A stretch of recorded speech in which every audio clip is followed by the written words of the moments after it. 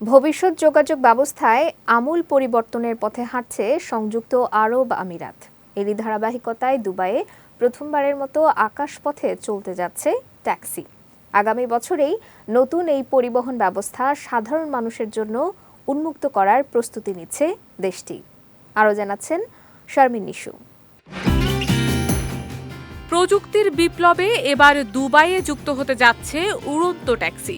সম্প্রতি দেশটিতে পরীক্ষামূলকভাবে 4 জন যাত্রী নিয়ে উড্ডয়ন করেছে এয়ার ট্যাক্সি। এ প্রকল্পটি বাস্তবায়ন করছে দুবাইয়ের রোডস অ্যান্ড ট্রান্সপোর্ট অথরিটি। পুরো প্রকল্পটিকে দুবাইয়ের ভবিষ্যৎ পরিবহন ব্যবস্থায় এক বড় পরিবর্তনের সূচনা হিসেবে দেখা হচ্ছে।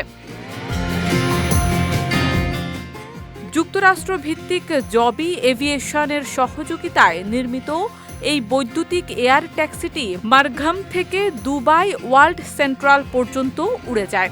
4 জন যাত্রী বহনে সক্ষম এই পরিবেশ বান্ধব যানটি শব্দহীনভাবে সর্বোচ্চ 320 কিলোমিটার ঘণ্টায় বেগে উঠতে পারে এবং 160 কিলোমিটার পর্যন্ত একটানা চলাচল করতে পারবে।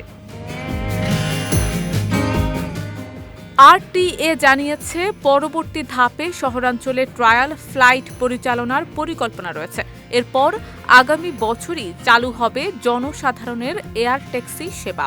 এদিকে স্কাই পোর্টস ইনফ্রাস্ট্রাকচার দুবাই আন্তর্জাতিক বিমানবন্দরের কাছে প্রথম এয়ার ট্যাক্সি বার্ডি পোর্ট নির্মাণ করছে, যেখানে থাকবে 2টি অবতরণ প্যাড এবং আধুনিক যাত্রী সুবিধা। শারমিন নিশু, বিজয় টিভি নিউজ ডেস্ক।